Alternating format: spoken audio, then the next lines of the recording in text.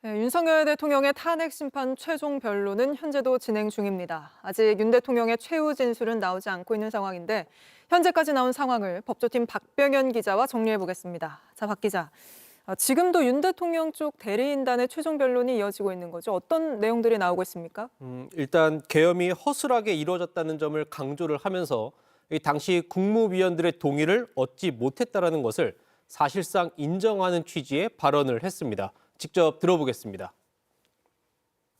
12월 3일 밤 국무총리, 국무위원들은 정무적 부담, 경제, 외교에 미칠 영향을 우려하고 걱정하고 반대하고 또 일부는 침묵했습니다. 하지만 그 누구도 다른 해법으로 대통령을 설득하지 못했습니다. 네, 정말 사실상 인정하는 취지의 발언을 했군요. 또 앞서 증거조사에서도 색깔론이 나왔는데 이 대리인단 변론 때는 더 노골적으로 나왔다고요? 예, 대놓고 간첩이라는 표현이 등장했습니다. 네. 그러니까 간첩들이 윤석열 대통령을 공격해 왔다는 건데 이것도 직접 들어보겠습니다.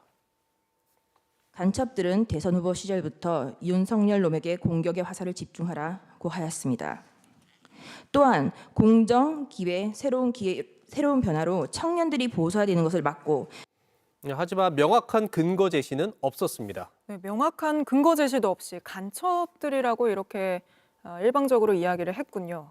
네, 그런가 하면 또 비상계엄의 배경으로 중국을 지목하는 주장도 이어졌죠. 예, 또다시 하이브리드 전쟁을 언급하면서 중국을 겨냥했습니다.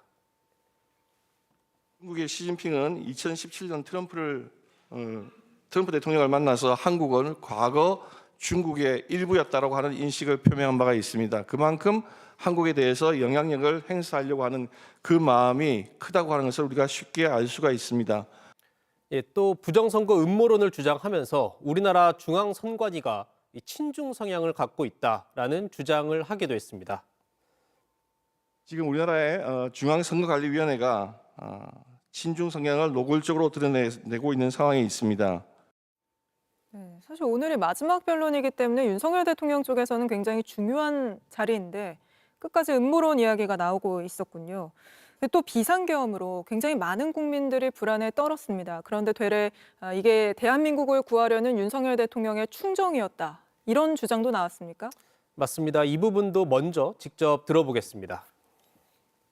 대한민국이라는 배의 밑바닥에 큰 구멍이나 침몰 직전의 상황에 있다는 것을 화재 경보를 울려서라도 알리고 그 배를 구하고자 했던 선장의 충정이었고 정당한 행위였습니다.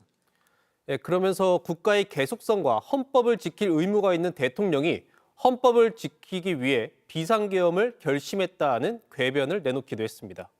계엄의 허술함을 주장하면서 하루짜리 계엄이었다. 이런 주장도 했다고 하던데요.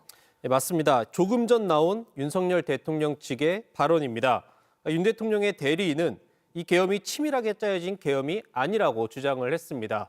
이 국회 봉쇄 지시를 하지 않았고 국회의 계엄 해제 가결을 못하는 사태가 발생하지도 않았다라는 겁니다. 그러면서 국회를 봉쇄하려고 했다면 토요일 새벽에 계엄을 발령했을 것이라며 하루짜리 계엄이었다는 주장을 또 이어갔습니다. 또 국회 통제를 두고선 조지호 경찰청장 탓을 하기도 했습니다. 2차 출입문 봉쇄는 조지호 청장이 포고령을 보고 스스로 지시 내린 게 분명하다고 말을 한 겁니다. 네. 하지만 이 포고령은 윤석열 대통령이 직접 검토한 겁니다. 이렇게 윤 대통령 측은 계엄의 의미를 축소하면서 헌법 위반이 없었다는 주장을 이어가고 있습니다. 알겠습니다. 여기까지 짚어보겠습니다. 박병현 기자였습니다.